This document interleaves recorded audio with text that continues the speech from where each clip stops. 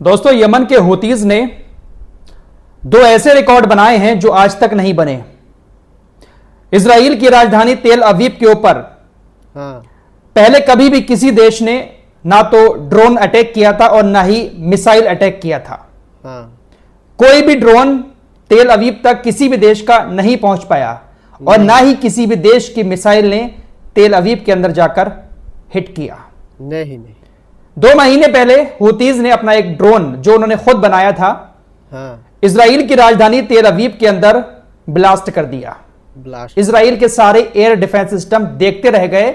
उनको चकमा देकर हूतीज का खुद का बनाया हुआ ड्रोन तेल अवीव के अंदर जाकर हिट कर जाता है। 2 महीने पहले ड्रोन को हूतीज ने तेल अवीव तक भेजा था और आज सुबह एक हाइपरसोनिक मिसाइल को हूतीज ने इजराइल की राजधानी तेल अवीव के अंदर सक्सेसफुली लॉन्च कर दिया। इजराइल की राजधानी तेल अवीव के अंदर मिसाइल ने जाकर हिट किया है।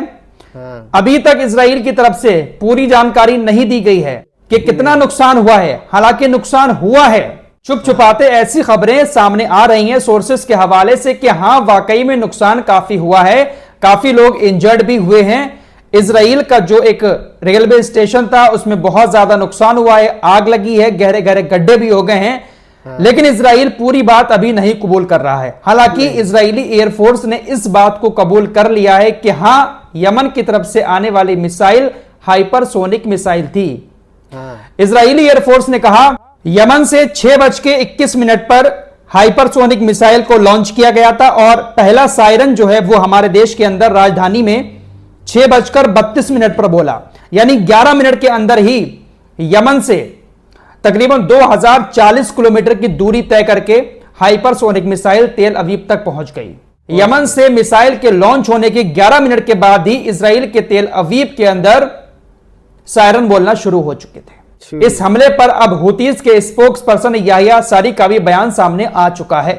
याह्या सारी ने कहा कि हमने हाइपरसोनिक मिसाइल का इस्तेमाल किया था जो 2040 किलोमीटर की दूरी तय करने वाली एक नई हाइपरसोनिक मिसाइल है और सीधी इजराइल के सैन्य ठिकाने पर जाकर गिरी जो तेल अवीव के अंदर है। यह पहली बार है कि जब इजराइल पर हमला करने के लिए ईरान में बनाई गई हाइपरसोनिक मिसाइल का इस्तेमाल किया गया है। याह्या सारी ने कहा कि हमारे इस हमले की वजह से 20 लाख यहूदी शेल्टर हाउस में छिप गए। जब एक भारी भरकम मिसाइल आएगी तो सायरन तो बजना शुरू हो जाएंगे। देखिए आपकी स्क्रीन पर ये जितने भी लाल लाल निशान हैं, ये सारी वो जगह हैं जहां पर सायरन बोले। 20 लाख यहूदी शेल्टर हाउस में जाकर छिप गए। इजरायली मीडिया का कहना है कि ये जो मिसाइल है ये काफी ऊपर से लॉन्च की गई थी और इस मिसाइल को ना तो इजराइल का एरो 3 एयर डिफेंस सिस्टम रोक पाया और ना ही एरो 2 एयर डिफेंस सिस्टम रोक पाया। हालांकि इजराइल कह रहा है, दावा कर रहा है कि हमने बहुत सारी आयरन डोम की मिसाइलें छोड़ी, बैलिस्टिक मिसाइलें छोड़ी इसको मारने के लिए, लेकिन अभी भी जांच कर रहे हैं कि आखिर हुआ क्या। मिसाइल को मारने के लिए इजराइल ने बहुत सारी मिसाइलें तो छोड़ी हैं, लेकिन पता नहीं चल पाया इजराइल को कि हाइपरसोनिक जो यमन की मिसाइल थी उसको इनकी मिसाइलों ने मारा है या नहीं मारा है। फिलहाल नुकसान तो हुआ है और कबूल भी लिया है इजराइल ने कि हां, हमला हमारे ऊपर यमन की तरफ से किया गया था। अबू उबैदा ने यमन के हूतीज की तारीफ की है और कहा है कि हम मुबारकबाद देते हैं कि उन्होंने फिलिस्तीन गाजा के लिए लड़ाई जारी रखी हुई है और इस तरह से आज एक सैन्य टारगेट को अटैक करके कामयाबी हासिल की। हम मुबारकबाद देते हैं और जिस तरह से वो हमारा साथ दे रहे हैं ये काफी सराहना करने वाली बात है। फिलहाल एक और बड़ी खबर आ रही है यमन के हूतीज को लेकर। हूतीज के लड़ाके अब सीरिया में भी पहुंच चुके हैं। इराक के रास्ते होते हुए वो सीरिया पहुंच गए हैं।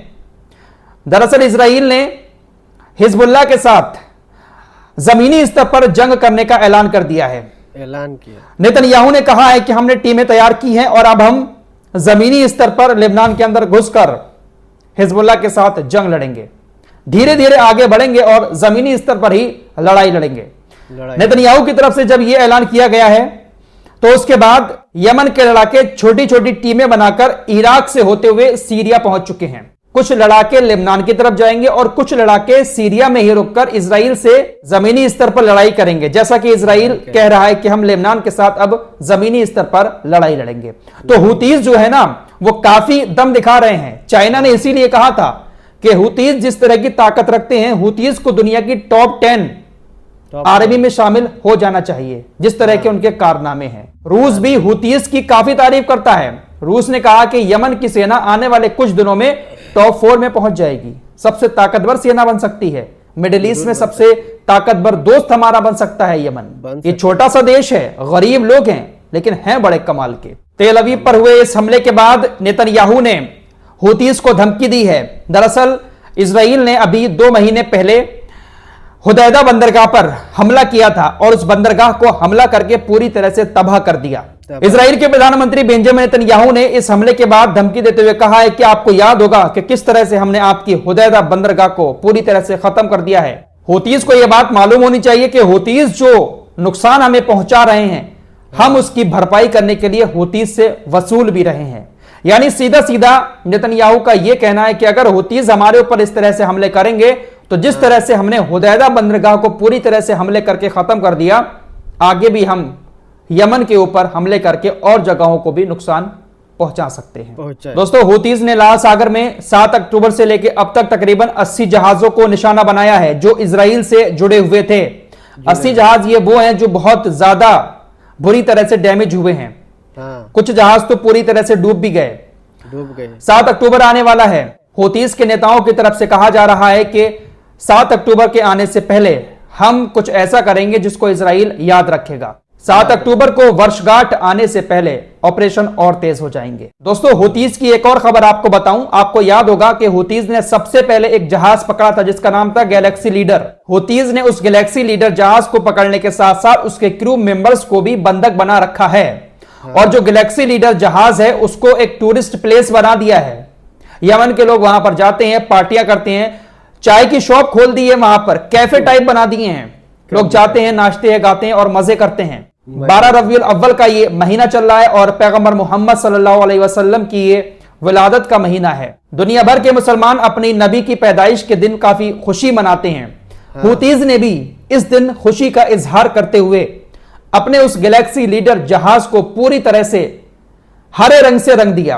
पूरे जहाज को डेकोरेट किया और जो जहाज के क्रू मेंबर्स थे उनको भी इस जश्न में शामिल कर लिया। तो ये हुतीज जो हैं वो इस तरह के लोग हैं। हिजबुल्लाह के नेता हसन नसरुल्लाह ने कहा कि देखिए, हमारा इजराइल के साथ युद्ध करने का किसी तरह का कोई प्लान नहीं है, लेकिन अगर इजराइल युद्ध छेड़ता है तो हम उसका मुकाबला करेंगे। हम दोनों पक्षों को भारी नुकसान होगा। गाजा पर युद्ध रोकने के अलावा बसने वालों के लिए उत्तर की ओर लौटने का कोई रास्ता नहीं है। जो उत्तरी इजराइल से लोग अपने अपने घरों को छोड़कर भाग गए हैं, साफ कह दिया है कि गाजा में युद्ध रोकोगे तभी ये लोग यहां पर आ पाएंगे, वरना और कोई रास्ता नहीं है। हमारी स्थिति यह है कि समर्थन का मोर्चा गाजा पर आक्रमणता को रोकने से जुड़ा है। युद्ध बसने वालों को वापस नहीं ला सकता, इसलिए अपना फैसला लें और हम किसी भी संभावना के लिए तैयार हैं। फिलहाल 100 बात की एक बात यह है कि मिडिल ईस्ट में ये जो संगठन है ये पूरी तरह से इजराइल का डटकर सामना कर रहे हैं और अपनी ताकत को और ज्यादा बढ़ा रहे हैं ईरान के जरिए मिलकर। ईरान तो हमला नहीं कर रहा है। इस्माइल हानिया की मौत के बाद ईरान ने धमकियां बहुत दी, लेकिन ईरान डायरेक्ट इजराइल या अमेरिका से पंगा नहीं ले रहा है, लेकिन इन संगठनों को ईरान काफी मजबूती दे रहा है। फिलहाल इस रिपोर्ट में इतना ही। दोस्तों, हमारी रिपोर्ट को देखने के लिए बहुत बहुत शुक्रिया। चैनल पर नया तो जरूर सब्सक्राइब कीजिए। मिलते हैं कुछ अगली खबर के साथ, तब तक के लिए अपना ख्याल रखें। धन्यवाद।